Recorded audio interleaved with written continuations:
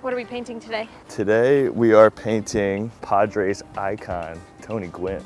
This is a hobby away from baseball that you do how often? So I've always painted. I've painted my whole life. My dad was a big inspiration to me. He would sit and paint and draw, as I was young, and I would sit right next to his recliner. But as I went through classes and, throughout grade school and high school and college, I realized everybody is kind of like painting the same thing. And I really found a way to make it myself and make it kind of unique by doing this stencil spray.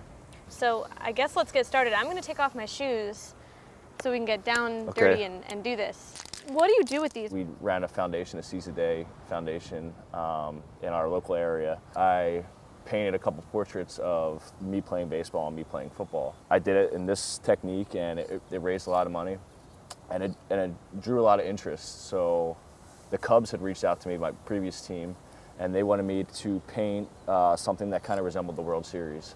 So for me, when I think of the World Series, I think of my two best friends on the team, which was Rizzo and KB, Chris Bryant. So I painted a picture of them of like the last out and then jumping up and down. We went to the charity and it ended up raising $35,000. After that and seeing, all the interest from that, I knew I could kind of continue to do this and continue to help and raise money throughout, awesome. Charities and foundations. All right, well, let's get started. All right, so first we're gonna shake it up. Start spraying.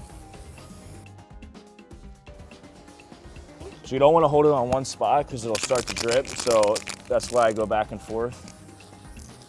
Why doesn't it work as well when I do it? I need validation. No, it's good. Artwork here. So we're gonna let it dry for now. So we were talking about charities. I read that you did something pretty charitable. Do you know what I'm talking about? Yeah, I do. Freshman year in college, I went to Villanova to play football and baseball. We do something called the bone marrow drive. And as freshmen, we were the ones that go out and get as many people as possible to test to be a possible bone marrow match. So after we went around and got as many people as possible on campus to test, we tested ourselves. My junior year, I was called upon to donate. And so there was like 5 or 6 people that were possible matches. After I did the blood tests, about a week later, I was called and they said, hey, you're a perfect match for this little girl. She's 18 months old. Would you be willing to give up your bone marrow for her? I donated, and a year later I found out she was a little girl from Ukraine, and she was alive and healthy. I keep contact with her.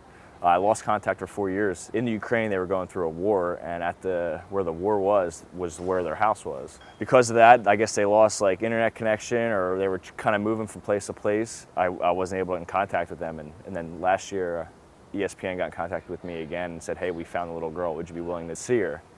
And I said, wow, that'd be great, because I've been trying to contact them for the last 4 years. And So 4 years went by and you just thought you'd never, I don't know what happened? I knew. You didn't know if she was okay? Yeah, so after a year later, I found out she was healthy. We had a kind of a Skype interview with her. So last year was the first time I saw her in 4 years, and it was like the best feeling ever. Just seeing her and knowing that she was alive and healthy. And I've kept in contact with them since. They have another baby on the way, so it's pretty cool. That's incredible. That really is. It's a one-of-a-kind story. Yeah, thank for sure. you. All right, so you ready to get on this yes, now? Let's All right, do we're it. gonna do the black first.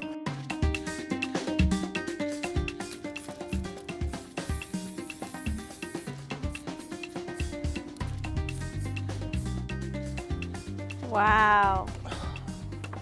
When you watched Tony Gwynn, did you ever think that you'd be in the Petco Park bullpen painting his face while you were a Padre? I didn't think I'd be doing that. I just watched some, just a lot hitting wise, and that was like for me to understand hitting. So when I was a kid, I didn't watch him too much, but going up through the systems and watching him hit the Tony Gwynn hole, it's amazing. I mean, this guy's awesome.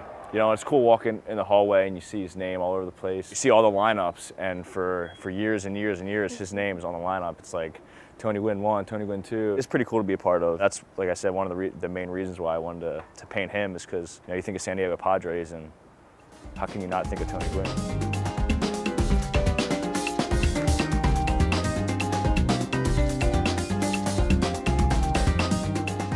Ta-da!